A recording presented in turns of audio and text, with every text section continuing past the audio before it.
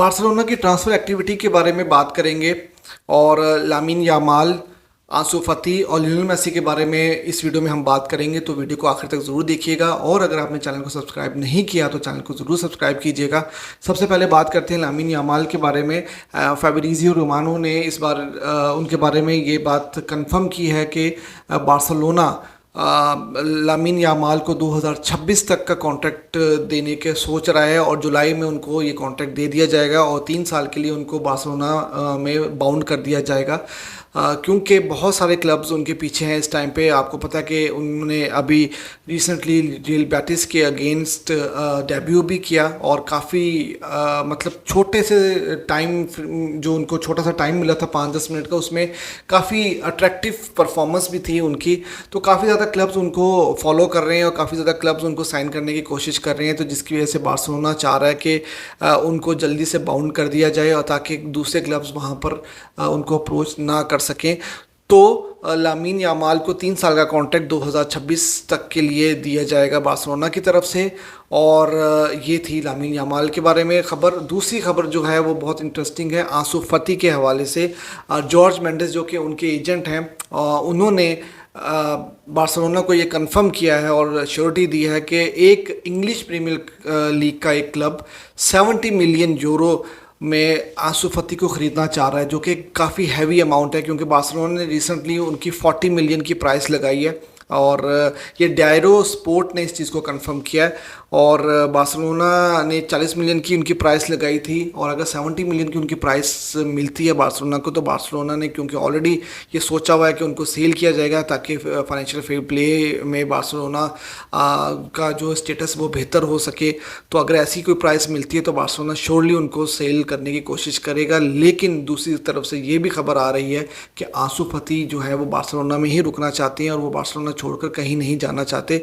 तो ये एक काफ़ी ज़्यादा इंटरेस्टिंग कहानी होने वाली है क्योंकि हमें नहीं पता कि अगर कोई ऐसी प्राइस मिलती भी है बार्सिलोना को उनके बारे में, तो वो क्या आंसू फती इस क्लब को छोड़कर जाएंगे कि नहीं जाएंगे। ये बिल्कुल डी योंग टाइप की स्टोरी हो सकती है कि आंसू फती बिल्कुल डी योंग की तरह रिएक्ट कर सकते हैं और वो क्लब में ही शायद रहें, तो ये तो टाइम ही बताएगा।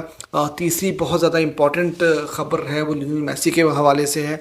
जेरार्ड रोमेरो जो कि बार्सिलोना के बारे में काफ़ी ज़्यादा ऑथेंटिक खबरें देते हैं, उन्होंने एक न्यूज़ ब्रेक की है और उन्होंने ये कहा है कि जो प्रपोज़ल फाइनेंशियल फेयर प्ले के हवाले से बार्सिलोना ने ला लीगा को दिया था, तो ला लीगा ने उसको एक्सेप्ट कर लिया और बार्सिलोना को वो जो कंडीशंस बार्सिलोना ने खुद से बना कर दी थी उनको फॉलो करना है और अगर वो फॉलो करने में कामयाब हो जाते हैं तो लियोनेल मेसी अगले सीज़न में बार्सिलोना में ही खेलेंगे।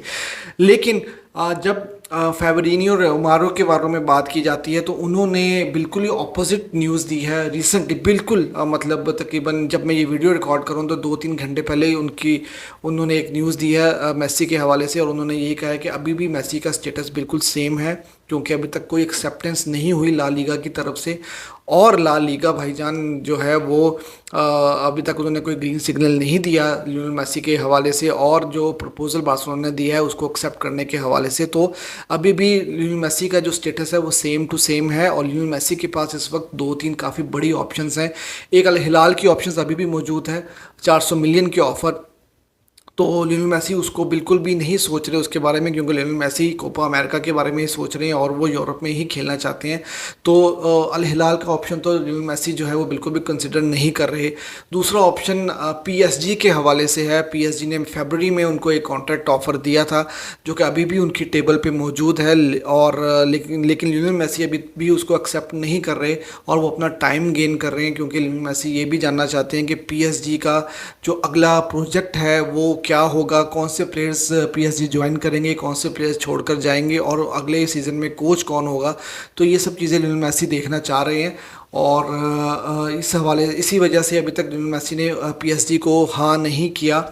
और तीसरी जो ऑप्शन है जो कि लियोनेल मेसी, जो रूमर्स में भी आ रहा है कि लियोनेल मेसी एफसी बार्सिलोना की तरफ से खेलना चाह रहे हैं अगले सीज़न में। एफसी बार्सिलोना को बहुत कुछ करना पड़ेगा, जिस तरह कि उन्होंने एक प्रपोज़ल दिया है, उस प्रपोज़ल को अभी तक वहाँ से कोई ग्रीन सिग्नल नहीं आया ला लीगा की तरफ से। उस प्रपोज़ल की कंडीशंस को मीट करना बार्सिलोना के लिए इतना आसान नहीं होगा क्योंकि उसमें सबसे ज़्यादा इम्पोर्टेंट है गावी और इग्नो मार्टिनेज, जिनको बार्सिलोना ने ऑलरेडी एक कॉन्ट्रैक्ट ऑफर किया, उनको रजिस्टर करना ज़रूरी है।